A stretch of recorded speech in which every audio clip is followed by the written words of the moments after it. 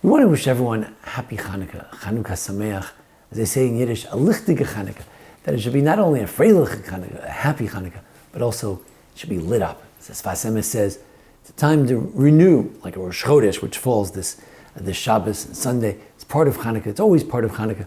We should renew ourselves on this time. The question is, we understand that, let's say on the third night, you have to have 3 candles, because there's a special miracle that happened today. Not only did it last for 2 days, but it lasted for 3 days.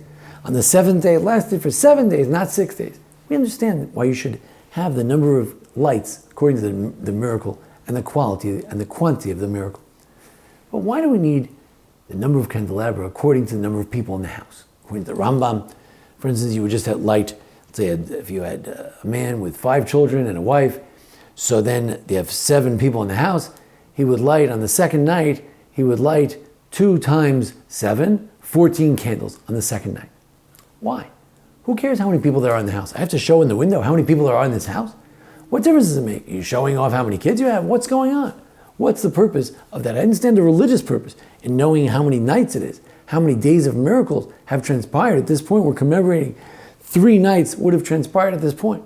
But why is it significant if I have a wife and 3 kids that would have 3 times 5, I have 15? Why? Why is that significant to commemorate that and to designate that? So I'd like to suggest that if we think about, what is a Chanukah, and what is a mezuzah, which is parallel to and it's located around the same place, around your door, as the mezuzah. A mezuzah in many ways designates that the people in this house love God. It says in the mezuzah we should love God, and the people in this house love God. It's on the front of your door.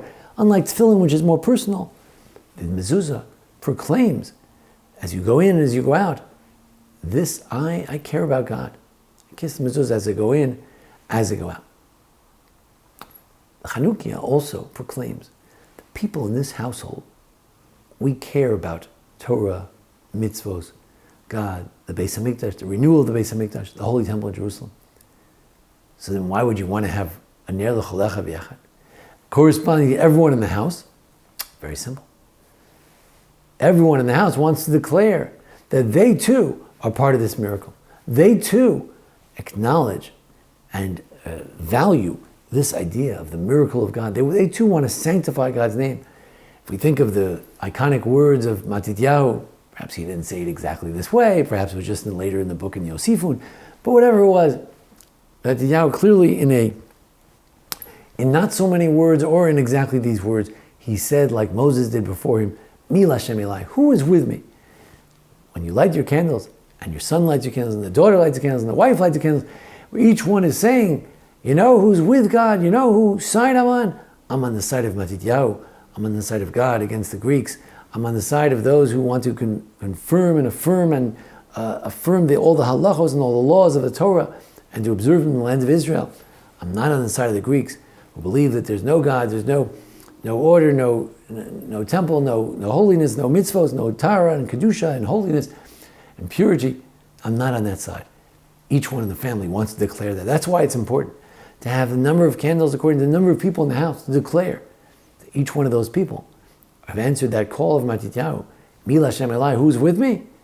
Each one of the people in my home, God willing, they are all with me. Thank you for joining us here at the Anshe Sfard Beth Lameth congregation, and thank you for joining us here today, and have a great Chanukah.